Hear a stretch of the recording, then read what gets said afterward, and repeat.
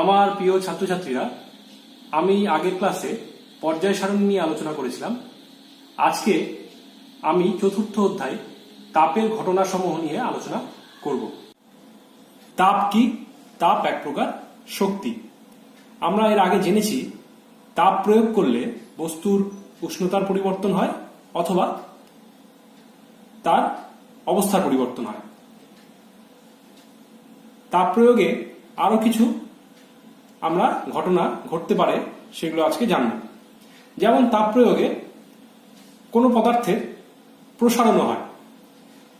আজকে আমরা তাপের ঘটনাসমূহ এই অধ্যায়টিকে দুটি ভাগে আলোচনা করব। প্রথমে তাপীয় প্রসারণ এবং তারপরে তাপীয় পরিবহন। তাপীয় প্রসারণ কি? পদার্থকে উত্তপ্ত করলে তার প্রসারণ ঘটে, একে পদার্থের তাপীয় প্রসারণ বলে। তাপীয় প্রসারণ কঠিন, তরল এবং গ্যাস সবার ক্ষেত্রেই ঘটতে পারে। কঠিন পদার্থের প্রসারণ তিন রকম: দৈর্ঘ্য প্রসারণ, ক্ষেত্র প্রসারণ এবং আয়তন প্রসারণ। কারণ কঠিন পদার্থের নির্দিষ্ট আকার আছে। এরপরে তরলের প্রসারণ। তরলের নির্দিষ্ট কোনো আকার নেই, এই জন্য তরলের দৈর্ঘ্য ও ক্ষেত্র প্রসারণ নেই। তরলের শুধুমাত্র আয়তন প্রসারণ হয়। তবে তরলকে কোনো একটি পাত্রে রেখে তবেই তাকে উত্তপ্ত করা যায়। সেই জন্য আমরা তরলের আয়তন প্রসারণকে দুটো ভাগে ভাগ করতে পারি: আপাত প্রসারণ ও প্রকৃত প্রসারণ। আবার গ্যাসের প্রসারণের ক্ষেত্রেও কিন্তু শুধুমাত্র আয়তন প্রসারণই ঘটে, কারণ গ্যাসেরও তরলের মতো কোনো নির্দিষ্ট আকার নেই। এখানে আমরা প্রথমে যা আলোচনা করব কঠিন পদার্থের প্রসারণ। তোমরা এই চিত্রে দেখতে পাচ্ছ একটি গরুর গাড়ির চাকায় লোহার বেড়ি পরানো হচ্ছে। লোহার বেড়টাকে কি করে পরানো হয়? লোহার বেড়টা গরুর গাড়ির চাকার থেকে কিছুটা ছোট থাকে, সেটিকে তাপ প্রয়োগ করে প্রসারিত করা হয়। এরপর গরুর গাড়ির চাকার উপরে সেটাকে বসিয়ে দেওয়া হয় এবং তারপর ঠান্ডা করলে গরুর গাড়ির চাকার উপরে লোহার বেড়টি আটকে যায়।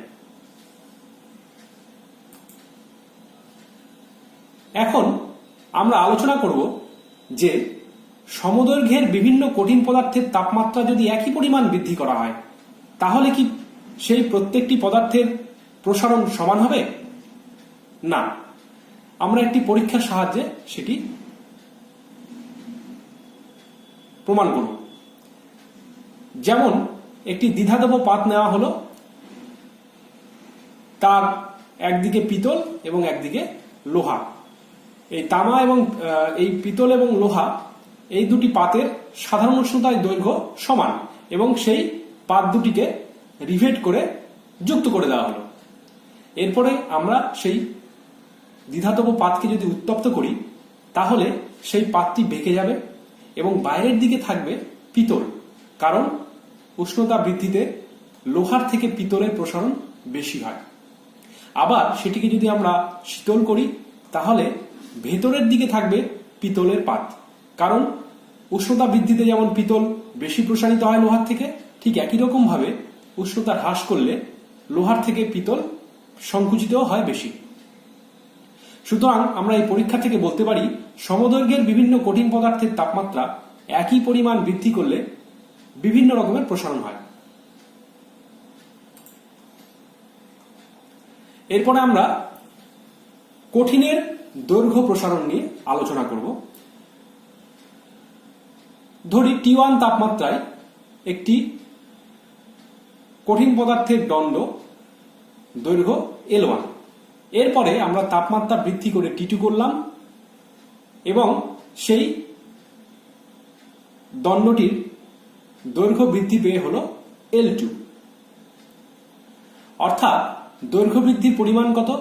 L2 minus L1। এই L2 মাইনাস L1 অর্থাৎ দৈর্ঘ্য বৃদ্ধি নির্ভর করবে দুটি বিষয়ের উপর।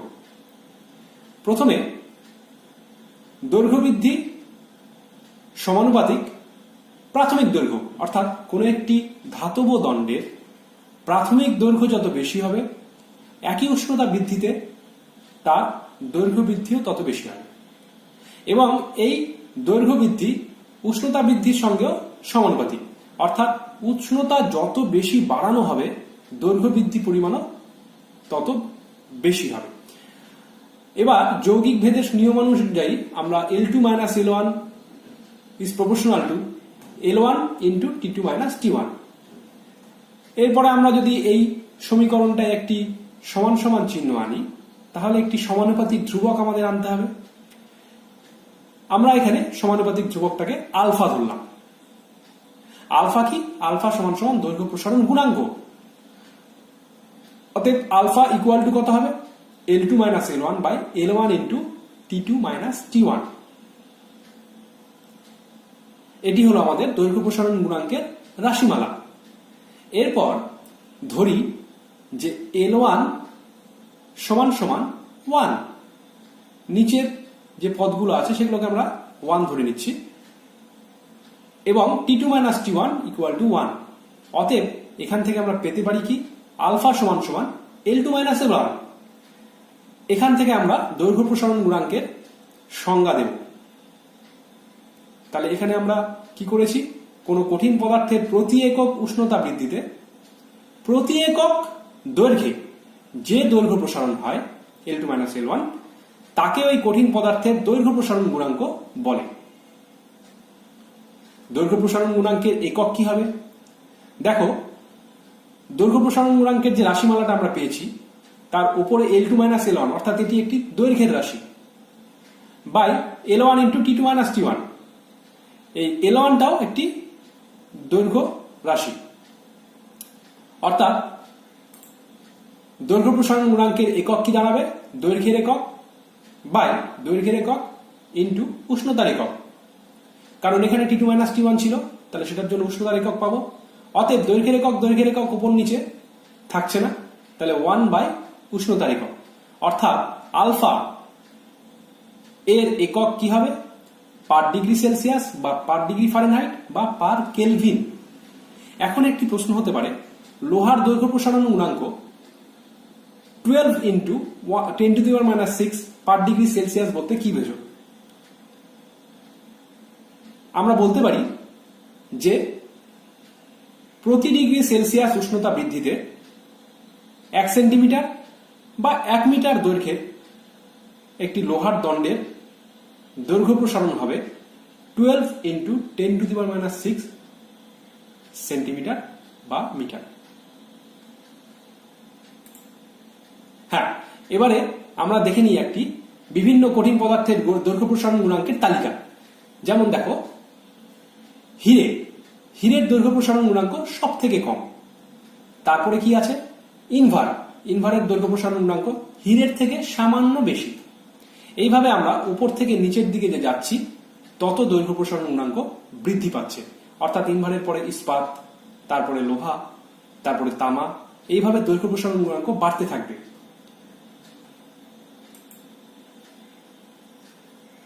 কঠিনের ক্ষেত্র প্রসারণ গুণাঙ্ক। এইবার আমরা একটি ধাতব পাত নিলাম, T1 তাপমাত্রায় তার ক্ষেত্রফল ধরে নিচ্ছি S1, উষ্ণতা বৃদ্ধি করে T2 করা হলো, তাহলে T2 তাপমাত্রায় ক্ষেত্রফল বৃদ্ধি পেয়ে হলো কত? S2। অতএব ক্ষেত্রফল বৃদ্ধির পরিমাণ কত? S2 - S1। এটিও সেই দৈর্ঘ্য প্রসারণ গুণাঙ্কের মতোই কার সমানুপাতিক হবে? প্রাথমিক ক্ষেত্রফলের সমানুপাতিক, এবং সেই ক্ষেত্রফল বৃদ্ধি আবার উষ্ণতা বৃদ্ধিরও সমানুপাতিক।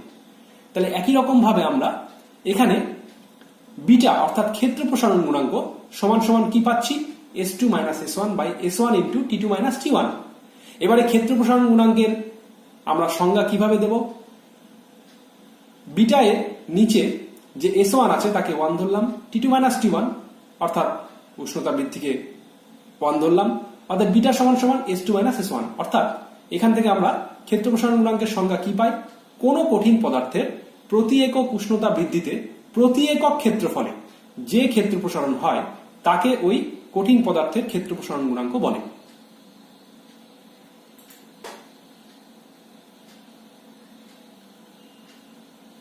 এবারে কঠিনের আয়তন প্রসারণ গুণাঙ্ক।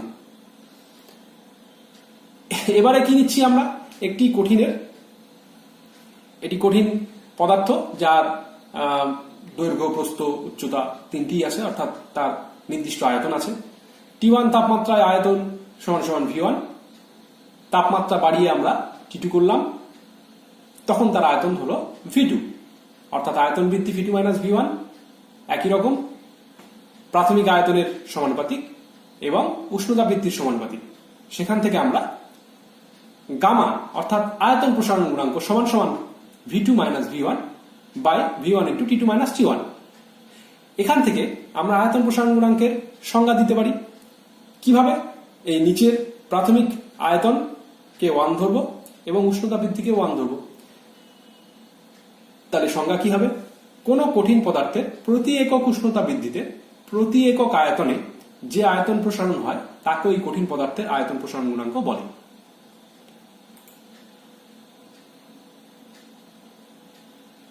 এবারে আমরা এখানে আলফা, বিটা ও গামার এর মধ্যে সম্পর্ক দেখছি। আলফা অর্থাৎ কঠিনের দৈর্ঘ্য প্রসারণ গুণাঙ্ক, বিটা অর্থাৎ কঠিনের ক্ষেত্র প্রসারণ গুণাঙ্ক ও গামা আয়তন প্রসারণ গুণাঙ্ক। এদের মধ্যে কি সম্পর্ক হয়? বিটা সমান সমান 2 আলফা, আবার গামা সমান সমান 3 আলফা। এখান থেকে আমরা পাই আলফা সমান সমান beta by 2 equal to gamma by 3। হ্যাঁ, এখানে দুটো ব্যতিক্রমের কথা আমরা বলে নিই। এক, বিশুদ্ধ সিলিকনের তাপমাত্রা 18 কেলভিন থেকে 120 কেলভিন পর্যন্ত বৃদ্ধি করলে আয়তন কমে, এবং ব্যতিক্রম 2, জলের তাপমাত্রা 0 ডিগ্রি সেলসিয়াস থেকে 4 ডিগ্রি সেলসিয়াস পর্যন্ত বৃদ্ধি করলে আয়তন কমে।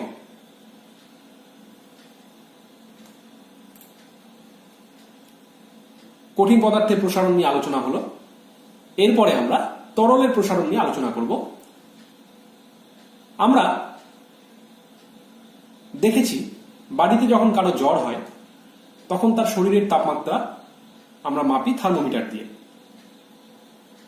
এই প্রথমের যে উপরের যে ছবিটা আমরা দেখতে পাচ্ছি, এই থার্মোমিটারটা পারদ এই পর্যন্ত আছে। এবার যার জ্বর হয়েছে তার শরীরে যদি আমরা এই থার্মোমিটারটা দিই, তাহলে সেই থার্মোমিটারের পারদের আয়তন প্রসারণ হয়ে নলের মধ্যে এতদূর পর্যন্ত এসছে। অর্থাৎ শরীরের তাপ পেয়ে থার্মোমিটারের মধ্যেকার পারদের প্রসারণ হয়েছে। অর্থাৎ পারদ একটি তরল পদার্থ, এটি একটি তরল পদার্থের প্রসারণের আমরা উদাহরণ দেখলাম।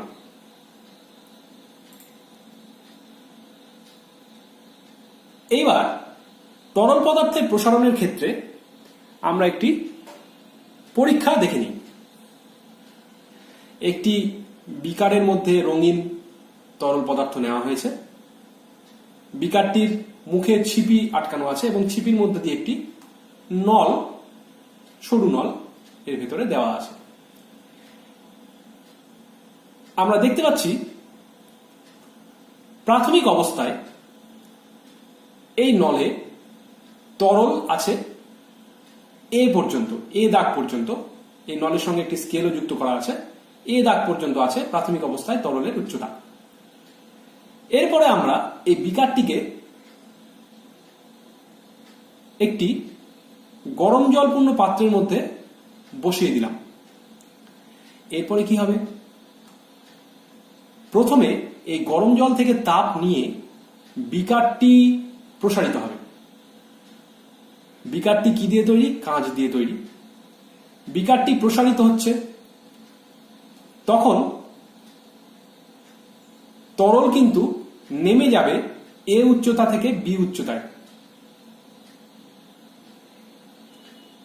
কারণ বিকারটিকে যখন আমরা গরম করছি, তখন যেহেতু কাঁচ তাপের কুপরিবাহী, সেই জন্য প্রথমে কাঁচটি প্রসারিত হচ্ছে। ভেতরকার ওই রঙিন তরলের মধ্যে কিন্তু তখনও পর্যন্ত তাপ পরিবাহিত হতে পারেনি। এরপর কিছুক্ষণ অতিবাহিত হওয়ার পরে যখন কাঁচ ভেদ করে তাপ ওই বিকারের ভিতরকার তরলে পৌঁছাবে তখন তরলেরও প্রসারণ হবে, তখন আবার তরল বি উচ্চতা থেকে সি উচ্চতায় পৌঁছাবে। তাহলে এখানে দেখো প্রথমে কি দেখলাম, তরল প্রাথমিক অবস্থায় ছিল এ উচ্চতায়, এরপর আমরা বিকারটিকে উত্তপ্ত করার ফলে তরল নেমে এলো বিতে, অর্থাৎ এটি পাত্রের প্রসারণের জন্য ঘটেছে। এরপর যখন ভেতরকার তরল তাপ পেল তখন বি থেকে সি পর্যন্ত উঠে গেল তরলটি, অর্থাৎ ভেতরকার তরলের প্রসারণ হলো। এই পরীক্ষা থেকে বোঝা যায় নলের। এখন আমরা এখান থেকে বলতে পারি এবি হলো পাত্রের প্রসারণ, বিসি হলো তরলের প্রকৃত প্রসারণ এবং এসি হলো তরলের আপাত প্রসারণ। কেন আপাত প্রসারণ বলা হচ্ছে? যদি আমি এই পরীক্ষাটির সময় প্রথমে এ উচ্চতায় তরল দেখতাম, তারপর কিছুক্ষণ পর আমি এসে দেখতাম কি তরল উঠেছে সি উচ্চতায়, আমি যদি ওখানে অনুপস্থিত থাকতাম তাহলে কিন্তু তরল বি উচ্চতা পর্যন্ত যে নেমেছে এটা কিন্তু আমি দেখতে পেতাম না। সেই জন্য এসি এই উচ্চতাকে বলা হচ্ছে কি তরলের আপাত প্রসারণ। আবার বলছি এবি পাত্রের প্রসারণ, বিসি তরলের প্রকৃত প্রসারণ, সমান সমান এবি প্লাস এসি, অর্থাৎ তরলের প্রকৃত প্রসারণ সমান সমান পাত্রের প্রসারণ যোগ তরলের আপাত প্রসারণ। এইবার আমরা জানব তরলের আপাত প্রসারণ কাকে বলে। কোন তরলকে যে পাত্রে নিয়ে উত্তপ্ত করা হয় সেই পাত্রের প্রসারণকে অগ্রাহ্য করে তরলের যে প্রসারণ পাওয়া যায় তাকে তরলের আপাত প্রসারণ বলে। ধরি T1 উষ্ণতায় নির্দিষ্ট ভরের কোন তরলের আয়তন V1, উষ্ণতা বাড়িয়ে T2 করা হলো, তরলটির আপাত আয়তন হলো V2 ড্যাশ, অর্থাৎ তরলটির আপাত আয়তন প্রসারণ কত? V2 dash minus V1।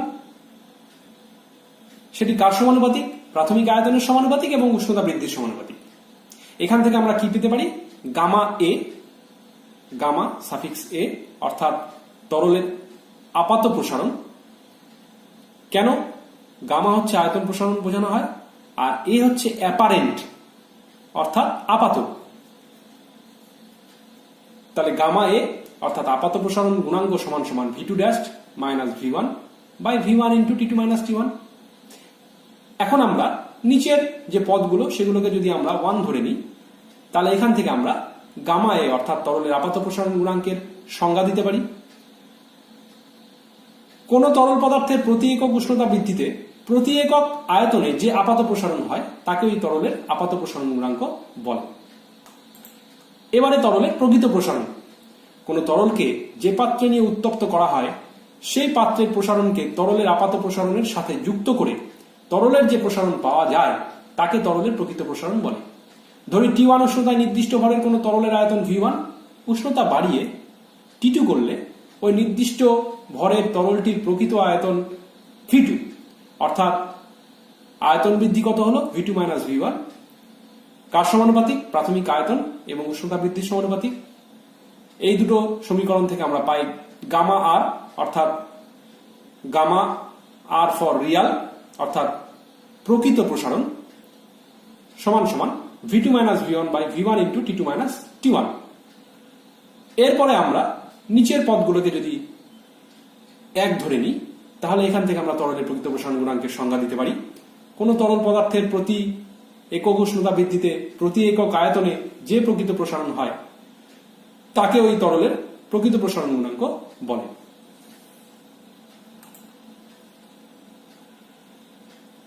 তরলের আপাত প্রসারণ ও প্রকৃত প্রসারণ গুণাঙ্কের মধ্যে সম্পর্ক। আমরা জানি তরলের প্রকৃত প্রসারণ সমান সমান তরলের আপাত প্রসারণ যোগ পাত্রের প্রসারণ। এখন এই রাশিটিকে যদি আমরা V1 into T2 minus T1 দিয়ে ভাগ করি উভয় পক্ষকেই, তাহলে আমরা V2 minus V1 by V1 into T2 minus T1 এটার অর্থ কি? গামা আপ অর্থাৎ প্রকৃত প্রসারণ গুণাঙ্ক সমান সমান এই পদটি হলো আপাত প্রসারণ গুণাঙ্ক যোগ এই পদটি হলো পাত্রের পদানের আয়তন প্রসারণ গুণাঙ্ক। কঠিন পদার্থের প্রসারণ ও তরল পদার্থের প্রসারণ সম্পর্কে আমরা আলোচনা করলাম। এইবারে গ্যাসের প্রসারণ। এখানে একটি চিত্র তোমরা দেখতে পাচ্ছ। একটি বেলুন ফুলিয়ে সেটিকে আমরা যদি রোদের তাপে রেখে দিই তাহলে সেই বেলুনটির আয়তন আস্তে আস্তে প্রসারিত হবে। অর্থাৎ ভেতরে কি ছিল? বায়ু। বায়ুতে অনেক রকমের গ্যাস আছে, সেই গ্যাসগুলির আয়তন প্রসারণ হবে সূর্যের তাপে। যদি এরকম কিছুক্ষণ রেখে দেওয়া হয় তাহলে বেলুনটির আয়তন প্রসারণ হতে হতে একসময় বেলুনটি ফেটে যাবে।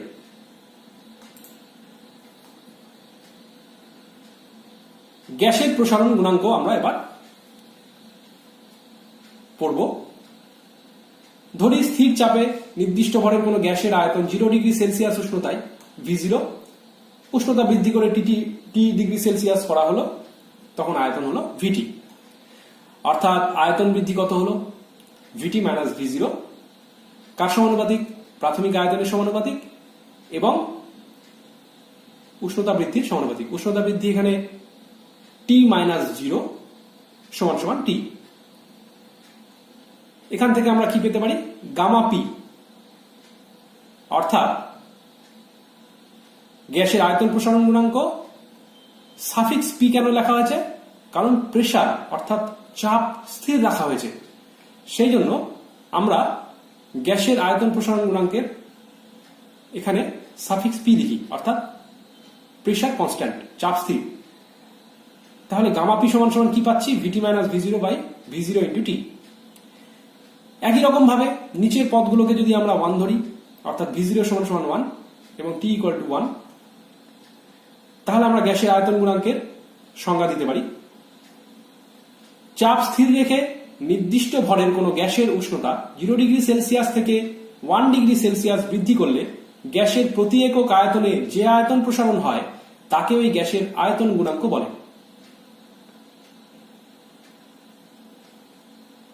এই সংজ্ঞায় দুটো কথা আমাদের অবশ্যই লিখতে হবে।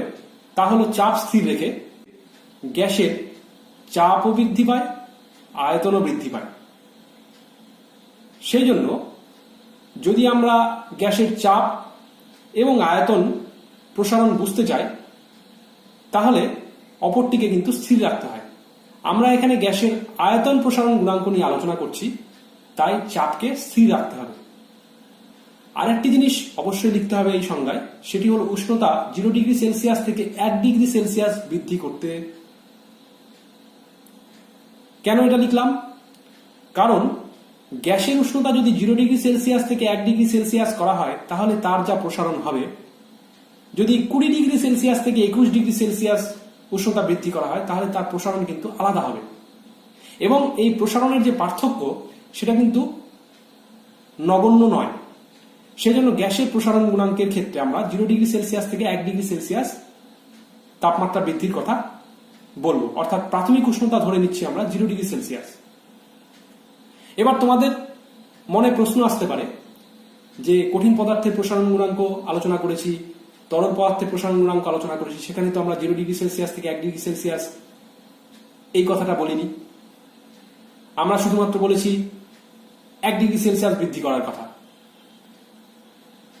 হ্যাঁ, কঠিন এবং তরল পদার্থের প্রসারণ উষ্ণতা বৃদ্ধির সঙ্গে কম হয়, গ্যাসের প্রসারণ থেকে কম হয়।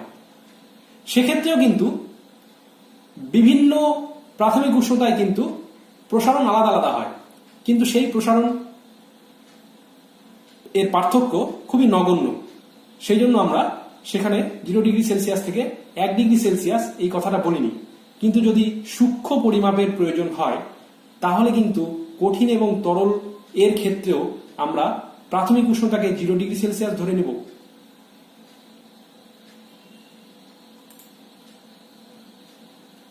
এবারে আমরা দেখে নিই চার্লসের সূত্রের সাহায্যে গামা পি নির্ণয়, অর্থাৎ চার্লসের সূত্রের সাহায্যে গ্যাসের আয়তন গুণাঙ্ক নির্ণয়। গ্যাসের আয়তন গুণাঙ্ক আমরা রাশি পেয়ে গেছি কি gamma P equal to VT minus ভি0 বাই ভি0 ইন্টু টি। এখান থেকে আমরা কি পাচ্ছি, ভিটি সমান সমান ভি0 into 1 plus gamma P T. আবার চার্লসের সূত্র থেকে পাই, আমরা চার্লসের সূত্র পড়েছি গ্যাসের আচরণ যে অধ্যায়টি ছিল সেখানে। চার্লসের সূত্রে কি স্থির থাকে, স্থির চাপে নির্দিষ্ট ভরের কোনো গ্যাসের 0 ডিগ্রি সেলসিয়াস উষ্ণতায় আয়তন ভি0 এবং উষ্ণতা বৃদ্ধি করে টি ডিগ্রি সেলসিয়াস করা হলে আয়তন হবে ভিটি ইকুয়াল টু ভি0 ইন্টু 1 প্লাস টি বাই 273। এবার এই 1 নং সমীকরণ এবং 2 নং সমীকরণ অর্থাৎ গ্যাসের অন্তিম আয়তন, এই দুটো যদি আমরা তুলনা করি তাহলে আমরা গামা পি সমান সমান কি পাই, 1 by 273 per degree Celsius equal to 3.663 into 10 to the power minus 3 per degree Celsius. অর্থাৎ সব গ্যাসের আয়তন প্রসারণ গুণাঙ্ক একই, এর মান 1 বাই 273 পার ডিগ্রি সেলসিয়াস।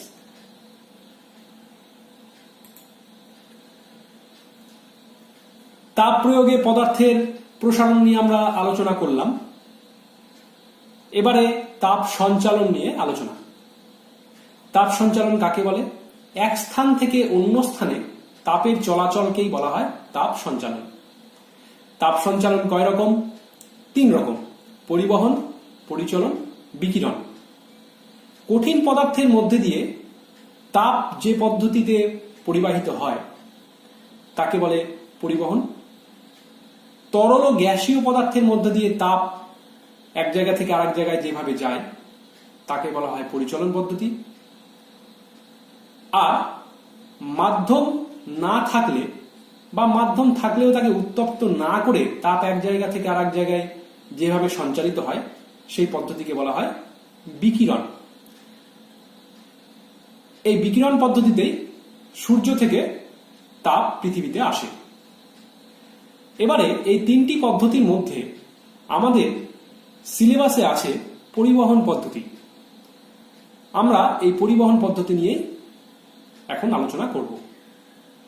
তাপের পরিবহন কাকে বলে, তাপ সঞ্চালনের যে পদ্ধতিতে কোনো পদার্থের উষ্ণতর স্থান থেকে শীতলতর স্থানে অণুগুলির কম্পনের দ্বারা তাপ সঞ্চালিত হয়, কিন্তু পদার্থের অণুগুলির কোনো স্থান যদি হয় না, তাকে তাপের পরিবহন বলে।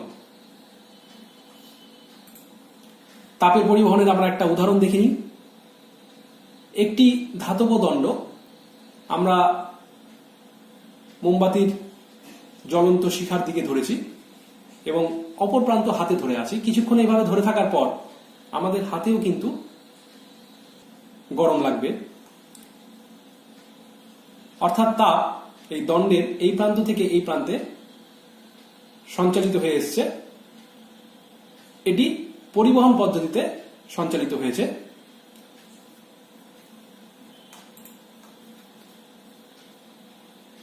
এবারে আমরা দেখি যে সব ধরনের পদার্থের কি তাপ পরিবহন ক্ষমতা সমান। এই জন্য আমরা একটি পরীক্ষা করতে পারি। আমরা একটি ধাতব পাত্র নিয়েছি, তার মধ্যে জল নেওয়া হয়েছে এবং তামা, অ্যালুমিনিয়াম ও লোহার সমান দৈর্ঘ্যে এবং প্রস্থচ্ছেদের 3টি দণ্ড নেওয়া হয়েছে। এই 3টি দণ্ডকেই এই পাত্রের মধ্যে ছিদ্র দ্বারা সমান দৈর্ঘ্য পর্যন্ত প্রবেশ করানো আছে এবং এই 3টি দণ্ডকে সমান বেঁধে মোমের প্রলেপ দিয়ে রাখা হয়েছে। এরপরে আমরা এই পাত্রের ভেতরকার জলকে যদি আমরা উত্তপ্ত করি তাহলে দেখতে পাব তামার দণ্ডের ক্ষেত্রে মোম বেশি দূর পর্যন্ত গলেছে, অ্যালুমিনিয়ামের ক্ষেত্রে তার থেকে কিছুটা কম, লোহার ক্ষেত্রে আর একটু কম। অর্থাৎ এখান থেকে আমরা দেখতে পাচ্ছি এই 3টি ধাতব দণ্ডের মধ্যে তামার তাপ পরিবহন ক্ষমতা সব থেকে বেশি।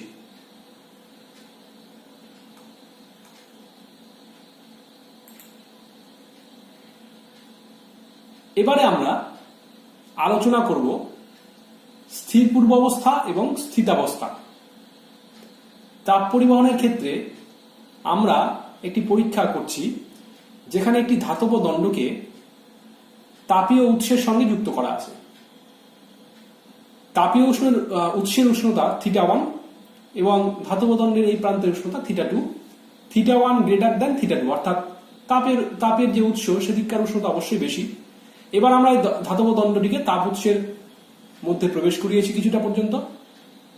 তাপ তাহলে কোন দিক থেকে কোন দিকে প্রবাহিত হবে? এই তীর চিহ্নের দিকে তাপ প্রবাহিত হবে, কারণ এদিককার উষ্ণতা বেশি, এদিকের উষ্ণতা কম। এবার ঘটনাটা কি ঘটে দেখো, আমরা এই দণ্ডের একটি প্রস্থচ্ছেদ নিয়েছি, PQ নাম দেওয়া হয়েছে তাকে। প্রথমের দিকে তাপ উৎস থেকে তাপ যখন এই দিকে সঞ্চালিত হচ্ছে ডান দিকে, তখন প্রত্যেকটি স্তরের ক্ষেত্রে প্রত্যেকটি স্তর কিছুটা তাপ শোষণ করে আর কিছুটা তাপ পরিবহন করে। এভাবেই প্রত্যেকটি স্তরের উষ্ণতা আস্তে আস্তে বাড়তে থাকে। কিছুক্ষণ পর দেখা যাবে এই স্তরগুলো, এই ধাতব দণ্ডের যে স্তরগুলো, সেগুলো আর তাপ শোষণ করছে না। যেটুকু তাপ তারা পাচ্ছে তাপ উৎস থেকে, পুরো তাপটাই তারা পরিবাহিত করে দিচ্ছে। অর্থাৎ প্রত্যেকটি স্তরে বা প্রস্থচ্ছেদে তাপমাত্রা আর বৃদ্ধি পাচ্ছে না। তাহলে এখান থেকে আমরা বলতে পারি তাপ পরিবহনের স্থির পূর্ব অবস্থা। কোনো দণ্ডের মধ্যে দিয়ে যখন তাপের পরিবহন হয়, তখন দণ্ডের বিভিন্ন স্তরে যদি তাপের পরিবহন ও শোষণ একই সঙ্গে চলতে থাকে, তাহলে দণ্ডের এই তাপীয় অবস্থাকে স্থির পূর্ব অবস্থা বলে। তাপ পরিবহনের স্থিতাবস্থা কাকে বলা হবে? কোন দণ্ডের মধ্য দিয়ে যখন তাপের পরিবহন হয়, তখন দণ্ডের বিভিন্ন স্তরে যদি শুধু তাপের পরিবহন হয়, কোন রকম শোষণ না হয়, ফলে প্রতিটি স্তরের উষ্ণতা স্থির থাকে, তাহলে দণ্ডের এই তাপীয় অবস্থাকে স্থিতাবস্থা বলে।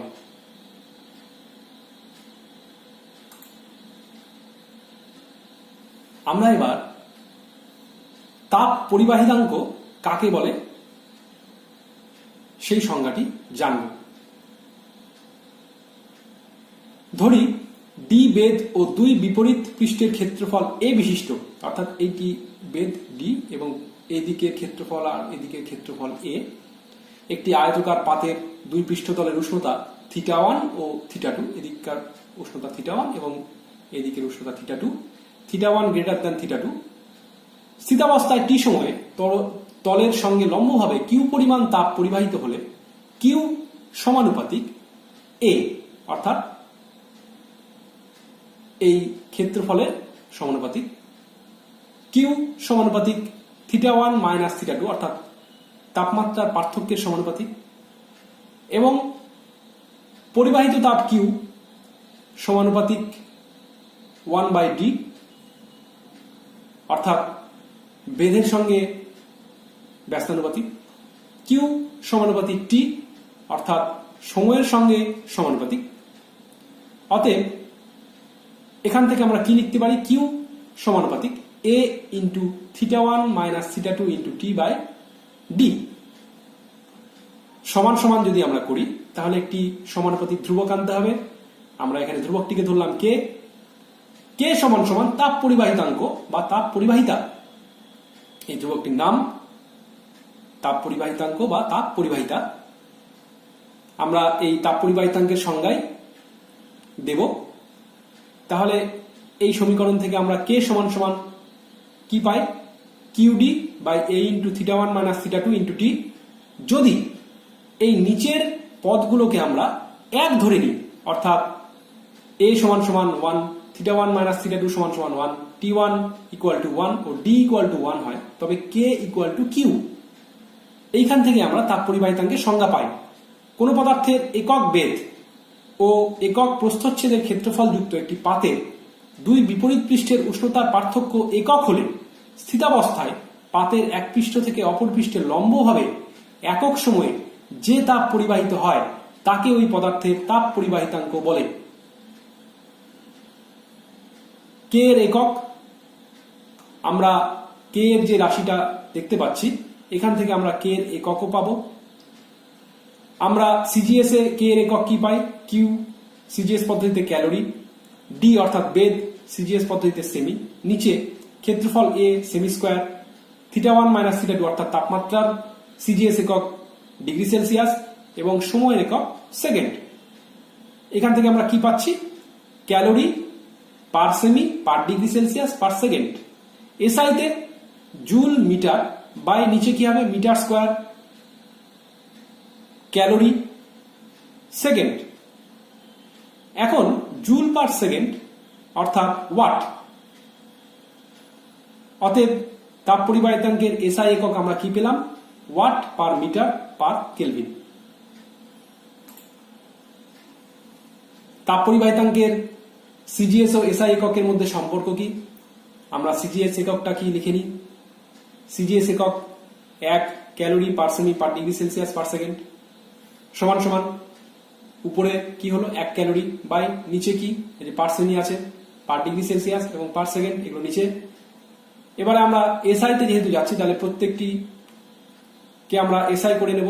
1 ক্যালোরি সমান সমান 4.2 জুল, 1 সেন্টিমিটার সমান সমান 1/100 metre, degree Celsius 1 degree Celsius কি হয় 1 কেলভিনের সমান, অর্থাৎ ডিগ্রি সেলসিয়াসের জায়গায় কেলভিন এবং সেকেন্ড তো সেকেন্ড থাকলোই, equal to 420 watt per metre per kelvin.